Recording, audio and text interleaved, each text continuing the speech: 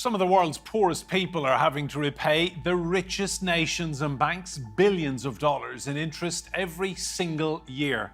Can these institutions in New York and London be persuaded to simply cancel those loans?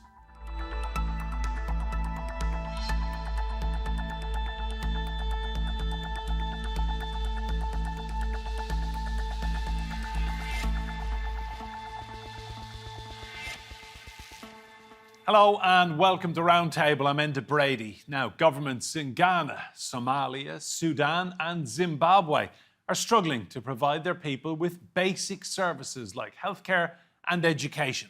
One big reason, much of their revenues goes towards repaying international lenders. So just how did these countries end up in this situation and what can be done about it? People in Ghana's capital, Accra, late last year protesting against the toughest economic conditions they've seen. The average Ghanaian can't afford a 3 square meal. This is very, very dangerous to the whole country. We have cases among the age of 14, 15 who are now taking people's belongings just to survive. Ghana is not alone in suffering a cost of living crisis brought on by soaring inflation, but it is among a growing number of low-income countries that has also had to deal with crushing debt repayments. Ghana is grappling with both high inflation and a steep increase in the price of maize, a staple food, which has more than doubled compared to the last 5 years. The country is burdened with high debt and a significant depreciation of its currency, inevitably causing imports, especially food imports, to become more expensive. This challenging economic situation is amplified by Ghana, can also be observed in other countries like Sierra Leone, Liberia and Nigeria. Ghana is one of 39 countries that the World Bank says are either at high risk of being unable to fulfill their financial obligations or are already in what it calls debt distress. The majority are in Africa, with a handful of others in Asia. One of the main contributors to this crisis? Interest rates, which central banks in the developed world have pushed sharply higher over the last few years to rein in surging post-pandemic inflation. Countries that had borrowed heavily while interest rates were low are now facing significantly larger repayments. According to the World Bank, developing countries spent a record $443.5 billion to service their debts in 2022, scarce resources that could have been spent on health, education and the environment. And that figure is expected to surge by 39% over this year for the world's 24 poorest countries.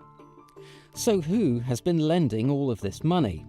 Multilateral institutions like the International Monetary Fund and World Bank have traditionally been the go-to bodies for countries in need. But lately it's been big banks in New York and London that low-income countries have been turning to, in part because they impose fewer conditions on their loans than the IMF. Another major lender to low-income countries has been China. It has poured hundreds of billions of dollars into giant infrastructure projects across Asia and Africa, like this railway project in Kenya over the last decade, part of what it calls its Belt and Road Initiative. Some borrowers of Chinese loans have struggled to repay their debts. A lot of those countries are now facing debt distress. They're probably less likely to want to take on big loans. A growing chorus of voices is saying that big lenders to poorer countries should simply cancel their debts in order to help vulnerable people. But can some of the most powerful institutions on the planet be persuaded to do so? Well, let's meet our panel. Joining us from Ghana's capital, Accra, is Daniel Amateye Anim. He's a development economist and the executive director of Policy Initiative for Economic Development, which is a think tank. In Dakar, in Senegal, we find Daouda Sembene. He's CEO of AfriCatalyst, a global development advisory firm that works to overcome Africa's development challenges. And I'm delighted to say here with me in the studio is Hannah Ryder. She is CEO of Development Reimagined, an African-led development consultancy. You're all very welcome to Roundtable. Daniel, I'll come to you first of all, as we've just been hearing in our report there about Ghana. Just spell out for us the kind of challenges you're seeing on the ground as a result of your country's debt. Yeah, thank you very much. In recent times, we've been experiencing a very high debt stock, and that has distorted our macroeconomic environment. We've gotten to a stage where government is struggling to meet repayment obligations, hence the need to engage multilateral as well as bilateral partners in terms of debt restructuring, not only with the external creditors, but we started with domestic debt restructuring. What it means is that people's investment, pensioners' investment have to be postponed because government has gotten to a level where we couldn't meet repayment obligations as and when they fall due because of physical challenges. And as a result, government is unable to execute certain infrastructure development outlined in the budget in terms of road construction. The government had a very progressive policy in respect of pursuing a very formidable educational system that will support industry. That is free SHS.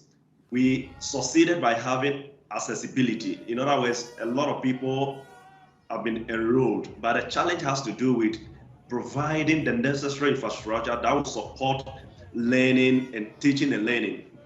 We are struggling because government have to use almost all the money that we get from revenue mobilization as well as the receipts that we get from exportation, etc., to meet debt obligation. Let's bring in Daouda. I just want to snapshot, Daouda, of Senegal, what you're seeing. Just spell out the state of play with debt in Senegal. Well, thank you very much and for having us. Maybe actually I would start by, from an African perspective, by saying that debt per se is conventional and a traditional financing instrument that every country uses to achieve their government objectives. It's good for Africa, for advanced economies, for emerging market, and for developing countries. I think what Daniel said, and that actually applies to Ghana, also applies to Senegal and many other African countries, was that at the onset of the pandemic, there was, of course, much sort of fast build-up of debt in around Africa, but also around the world. And my take is, I think that's per se is not bad. The fact that actually debt has been resorted to achieve some objective is not necessarily bad. What is bad? Because of course, when you look at it from a global perspective, you have seen countries with over 100% of debt to GDP ratio. Even Japan, for instance, at the onset of the pandemic, actually achieved something like 260% of GDP. So this is not necessarily bad. What is bad, and I think that's the problem with many African countries, is that debt is extremely expensive when it comes to African countries. The cost of borrowing is very prohibitive. And what it means is, of course, what we have seen over the past 10 years is African countries have seen their interest payment increase by over 130%, which is twice more than other developing countries. Why? Because, of course, the cost of borrowing is very high in there. And this has implications. This year, for instance, it is estimated that African countries collectively will be servicing their debt in the amount of almost $90 billion, which is a lot of money that is going to be diverted away from other priorities, whether it is spending on education, spending on health, spending on infrastructure. All of that is, of course, the result of high debt. Right now, it is estimated that about 21 African countries are either in debt distress or facing risk of debt distress. What it means is those countries, unfortunately, will be mobilizing the scarce resources they have to service their debt instead of investing in education and social sectors, as I indicated earlier. This is the issue, and I think this is really the main issue that needs to be debated. How African countries, when they're facing shocks like the COVID or the Ukraine crisis, can have timely access to affordable financing so that they don't have to build up debt and they do actually maintain their debt sustainable. I think that's the critical issue that we need to discuss. Thanks, Daouda. Hannah, for every dollar that's spent servicing debt, that's money that's not going to children, healthcare, education, food, infrastructure. I mean, how do African countries get out of this cycle? Absolutely. And I think what's interesting to note as well, the zooming out that Daouda did already, what's interesting to note about that is that if you look at the history of how debt to GDP ratios on the continent have changed, we are at about 1984 levels of debt to GDP ratios. Now, 1984 was the point at which we started to see a really large rise, and the issues like a really significant debt crisis occur and so on. And then there were lots of bailout programs, and then eventually in the 2000s, the Highly Indebted Poor Countries Initiative. We don't want to get at that point. And the question is, how can we learn from history? As you say, how can we avoid these sorts of problems?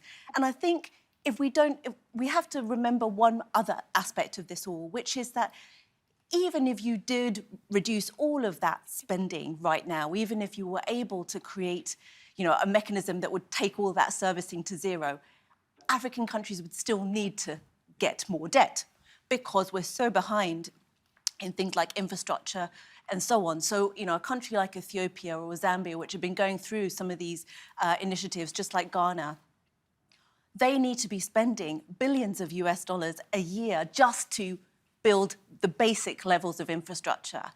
And if they're not doing that, then that's going to be bad for citizens. So it's what didn't happen last time was a change in the overall structure of the international financial system.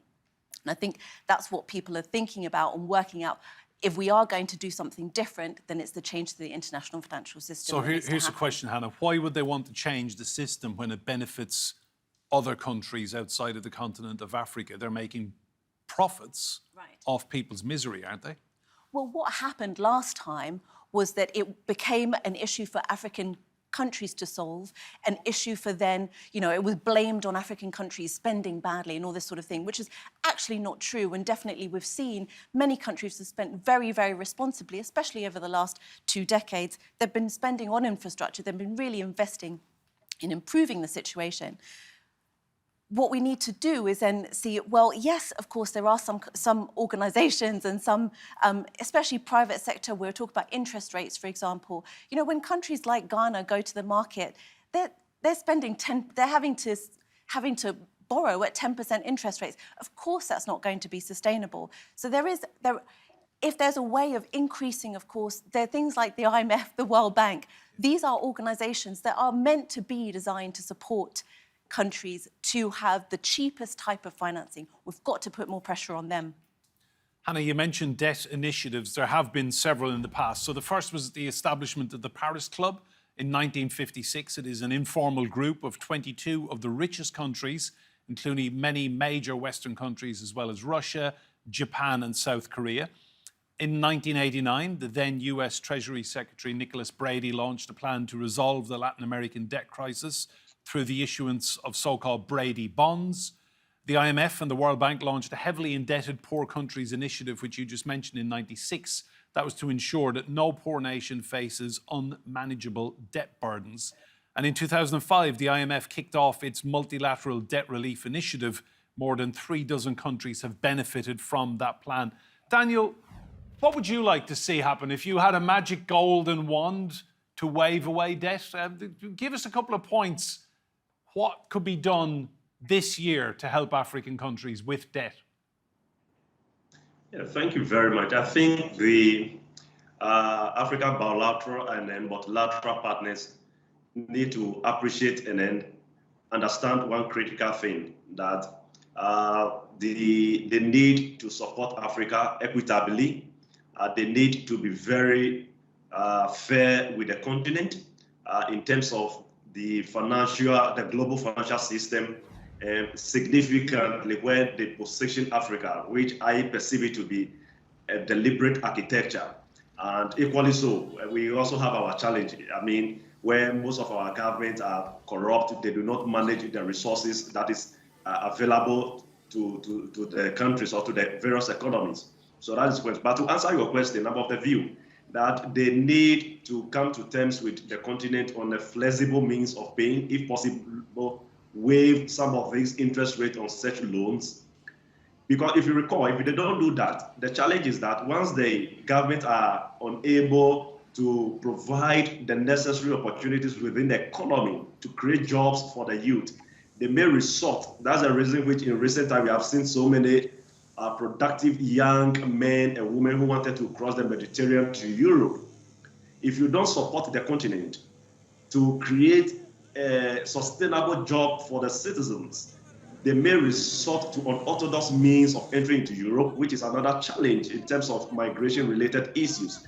Daouda, that's a very interesting point Daniel touched upon there, migration, movement of people into Europe.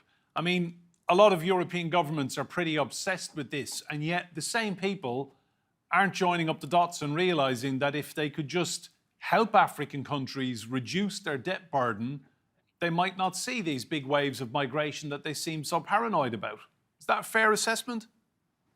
Well, I would say that migration, fragility, pandemics, climate change, all of those are issues that are not one region's or continent's responsibility. It's the global responsibility. It is a global challenge that needs to be addressed with global solution. Africa has a role to play. The international community has a role to play. If we do it well, I think those issues would be addressed. So just to answer your question, if some countries, like I said earlier, are facing heavy debt burden in Africa, of course, the way to help them actually address it so that they actually also have enough resources to allocate to migration, to combat migration, or at least illegal migration, would be to allow them to restore their fiscal base. What does it mean? Is to allow them to actually renegotiate their debt in a way that actually reduces the debt service so that they can not only, of course, service their debt, but at the same time also allocate resources to other priorities. And how do you do so? You need to have a multilateral debt restructuring mechanism,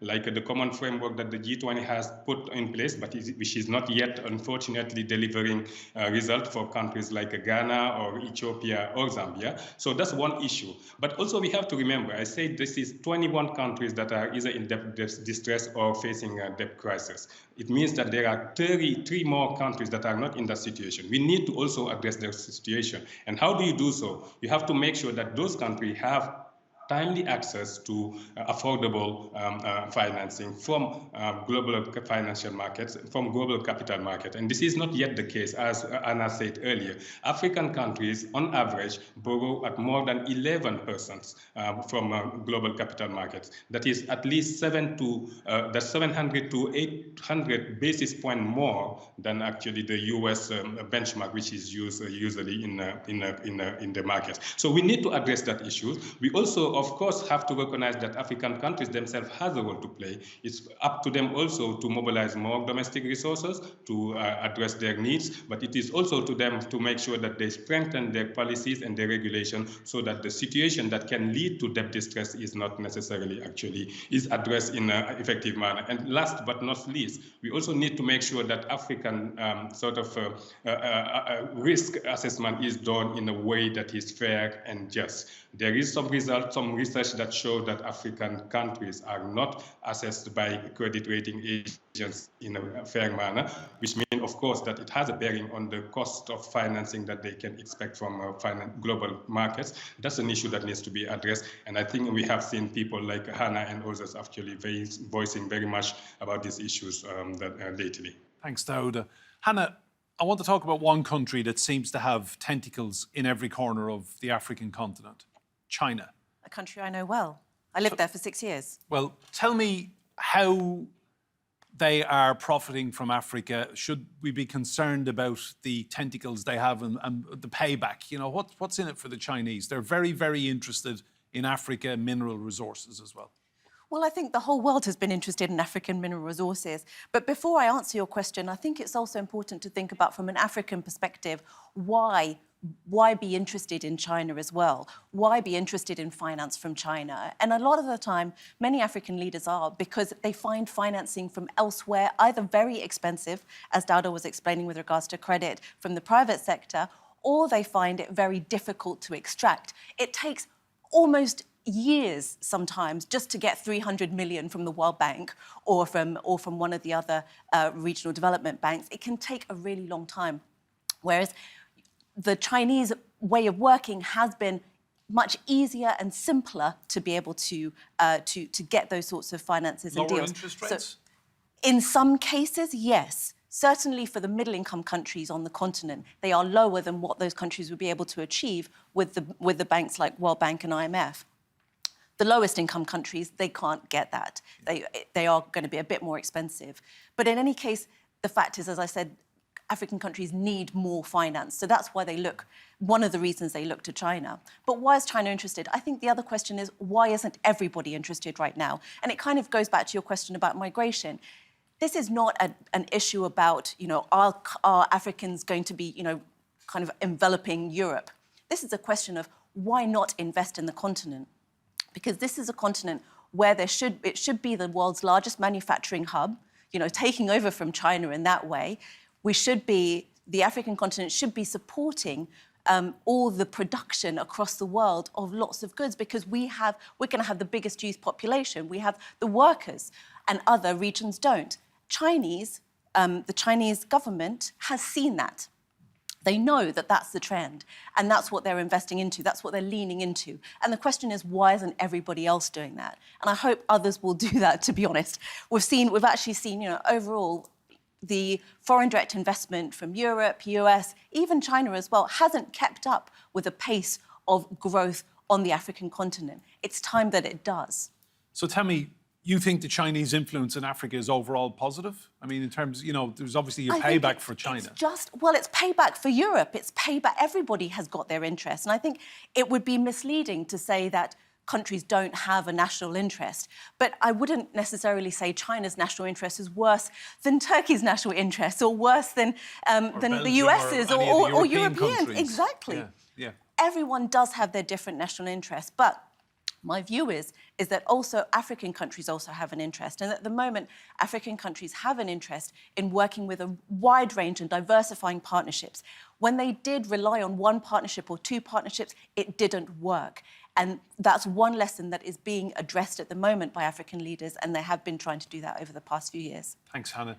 Daniel, would you like to see more countries then take an interest in investment in Africa instead of piling into debt bonds and profits and making money that, the cycle of debt that's gone on for so long just needs to come to an end? Do you think investment is the way forward?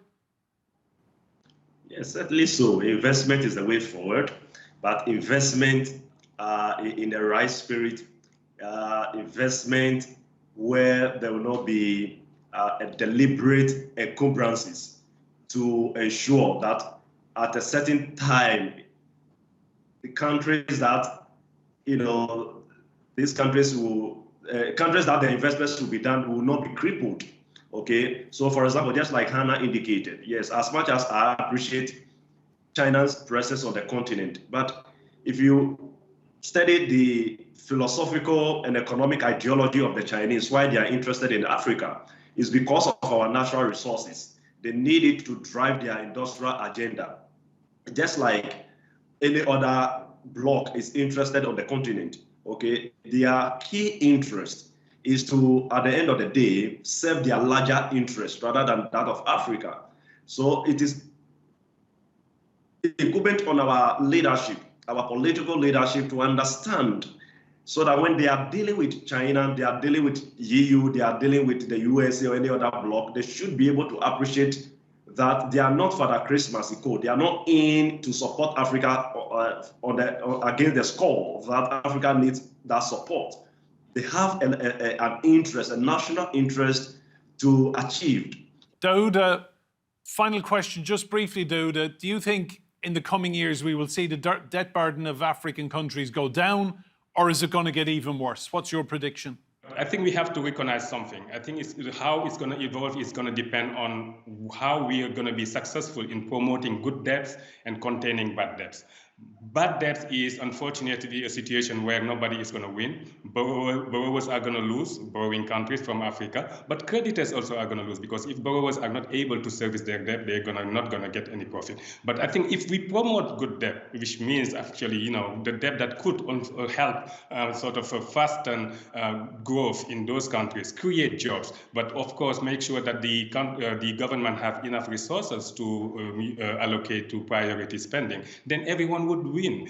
The country, the borrower would be winning because they would be able to achieve their objective. The creditors, whether private or official, are going to also win because the borrowers would be able to service their debt and everyone would be happy. I think this is what is come to how we can really make a good job of making sure that countries are incentivized to go for the good debt and, of course, avoid the bad debt. It also depends also on how the global financial architecture is being reformed so that countries have timely access to affordable debt from multilateral development banks like the World Bank, the African Development Bank, and others. But they also, when they are facing debt sort of a crisis, which is of course unavoidable in some cases, we have seen it in many other regions around the world, when they face those situations, that they also have a quicker restructuring of their debt so that they can service and get back to track and be able to grow out of their debt. Daouda, Daniel and Hannah, thank you all so much for your insights. Remember, you can see more discussion and debate on our YouTube channel. Search for Roundtable TRT World, and if you like what you see, please do hit that subscribe button. But for now, from me, Enda Brady, and all of the team here, goodbye and thank you for watching.